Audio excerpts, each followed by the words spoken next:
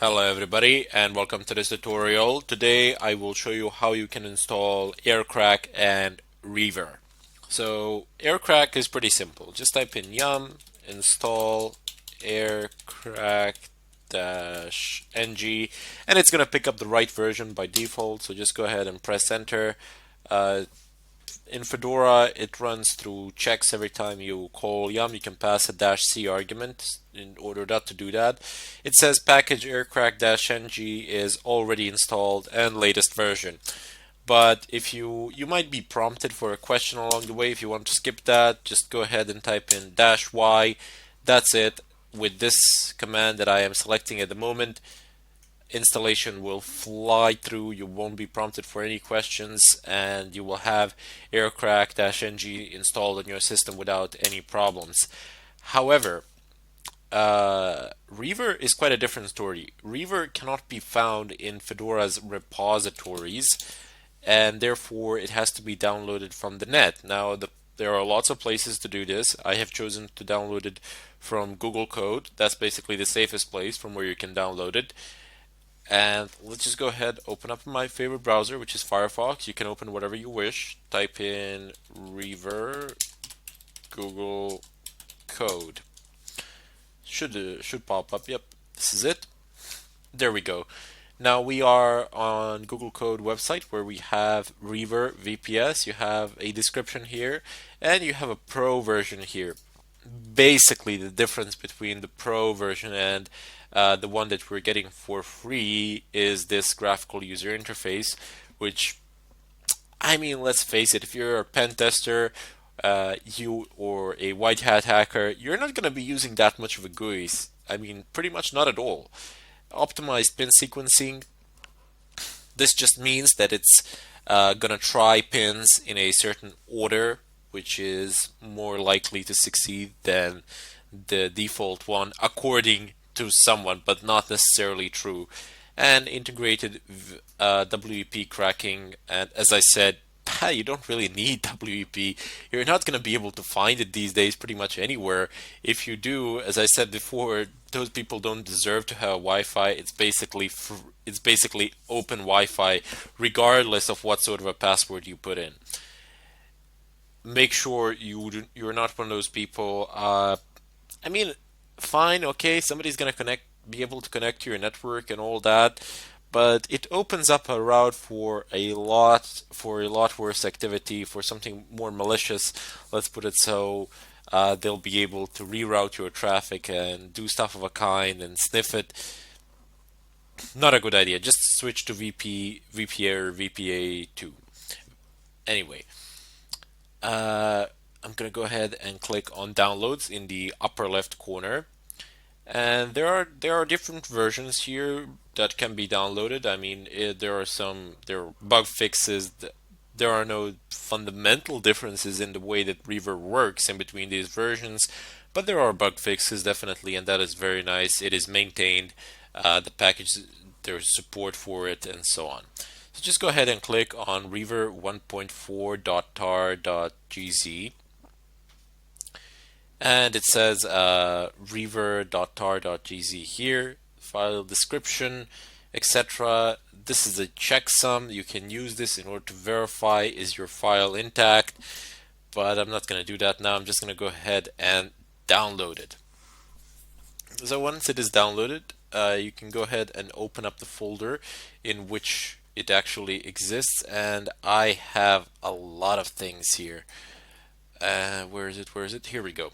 So it says I have different versions that I have downloaded from different sites, but if you find this package that I am selecting for you at the moment, it says Reaver 1.4 FC20. The letters are pretty small, and this is maximum that I can zoom it in. Don't download it. It doesn't work that well at all. It tends to break, and the .rpm extension doesn't work quite as you would expect it to work. Just download it from Google Code and compile it from source. There's no reason why not to do it, especially when you have me showing you in detail how to do it. So just go ahead and double click on this file. You can extract it with a through a GUI method. It's far simpler. You can also extract it through the terminal, but I'm just going to go ahead and use GUI for this occasion. This is one of the advantages of Linux over Windows. By default, it will be able to unpack pretty much anything. Zip, tar,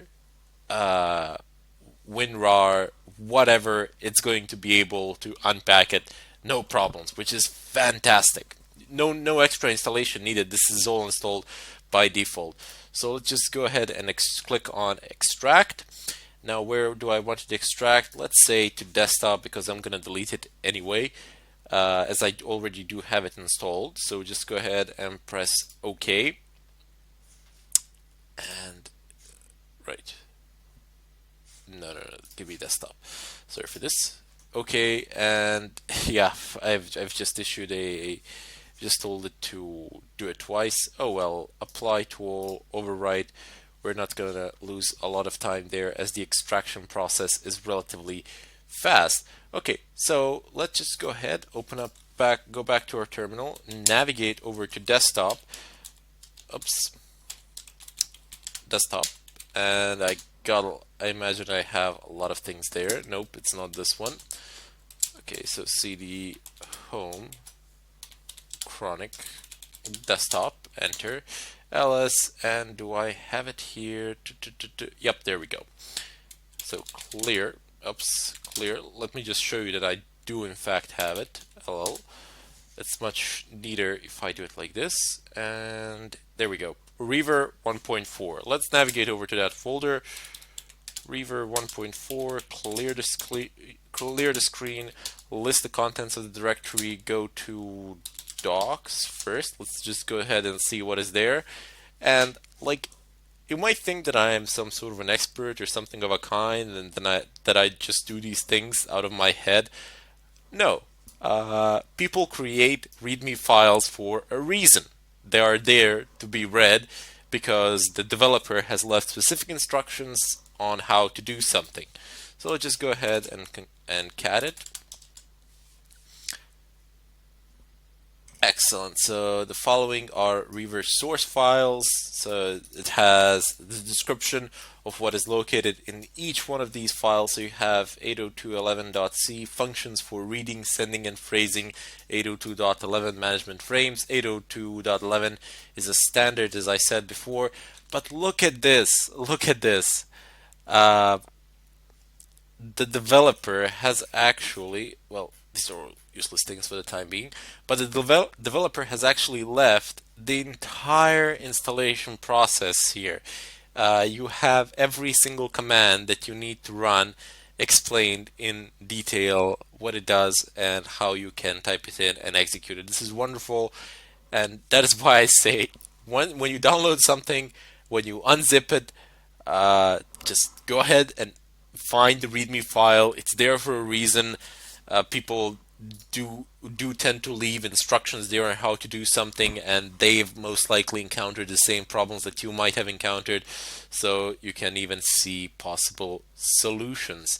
Anyway, you can check this inscription out, or not an inscription but the text. Reaver is only supported and only supported on Linux platforms, requires libcap, this libsql SQLite3, and one more. Can't really pronounce this. And can be built and installed by running the following commands. So execute the configuration script, make install. That's it. And it even tells you how to actually uninstall it. So they're there for a reason. Anyway, ls, of course, you cannot run the configuration file from here. You need to reverse course and go to source from src.